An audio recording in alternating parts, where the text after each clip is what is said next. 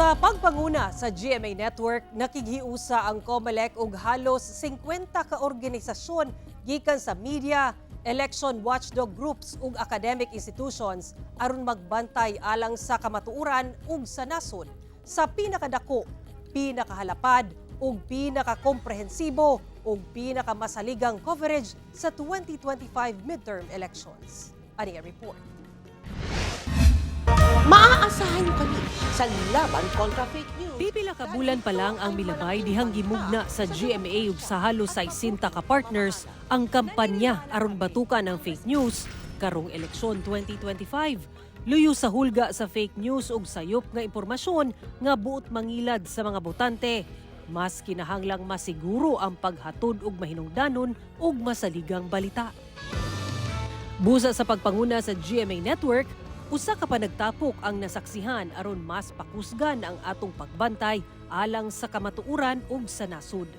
Sa kinatibukan, 49 ka organisasyon ang nakighiusa sa GMA Network.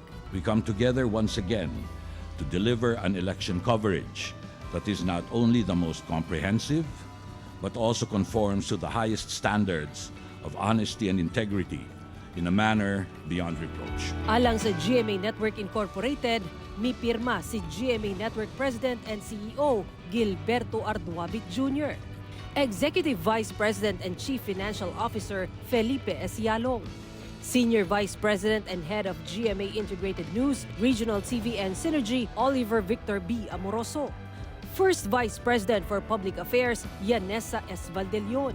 First Vice President for Radio Operations, Glenn F. Aliona. President and Chief Operating Officer of GMA New Media Incorporated, Dennis Augusto L. Kaharian. First Vice President of GMA International, Joseph Jerome T. Francia. Kauban sabang GMA Kapuso Foundation. Alang sa Commission on Elections o COMELEC, anaa si Chairman George Erwin Garcia. Kauban sabang atong partner sa telecommunications industry, ang PLDT ug SMART. Kauban sab sa pagbantay karong eleksyon 2025 ang atong mga election watchdog groups nga Parish Pastoral Council for Responsible Voting o PPCRV, National Citizens Movement for Free Elections o NAMFREL, ug Legal Network for Truthful Elections o LENTE. Partner sab nato ang mga respetadong media group sa nasod.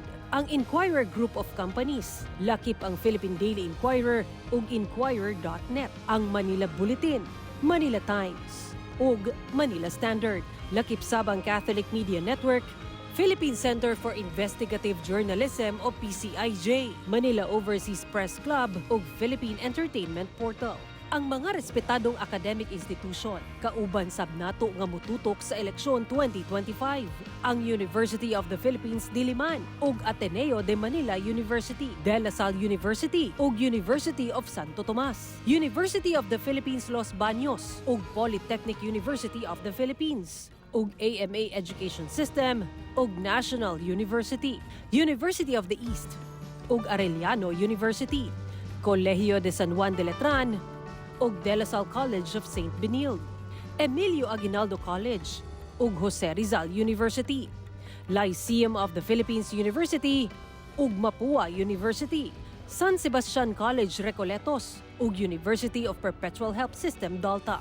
Kauban sab ang pipila ka kolehiyo ug universidad gikan sa Luzon, Visayas ug Mindanao, ang Mariano Marcos State University, De La Salle Lipa sa Batangas ug Universidad de Dagupan, lakip ang Ateneo de Naga University, ang University of the Philippines Visayas ug University of St. La Salle Bacolod, Silliman University ug University of San Carlos, University of San Agustin Iloilo ug Central Mindanao University, Holy Cross of Davao College ug Notre Dame of the Jangas University, Western Mindanao State University ug Notre Dame University sa Cotabato City.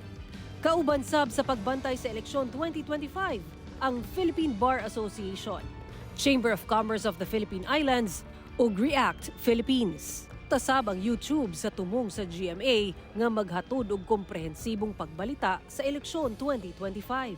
Together we are here to ensure that every Filipino, whether in urban cities or remote places in the archipelago or wherever in the world he or she may be, has access to information that is comprehensive, timely, accurate in order to make objective and empowered decisions at the polls. Everything is at stake in this election. Kailangan ng suporta ng lahat.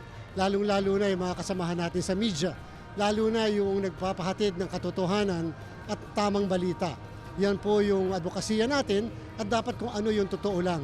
Niadto sa Badlawa, gilusad ang Dapat Totoo Election Advocacy Campaign. Aron ipakita nga importanteng mahimong mapaniiron batok sayop nga impormasyon. Ngayong eleksyon 2025. Dapat totoo. Gipagawasab ang bag-ong bersyon sa Panata sa Bayan theme. Sa pakighiusa sa pipila ka sparkle artist, lakip si Julian San Jose.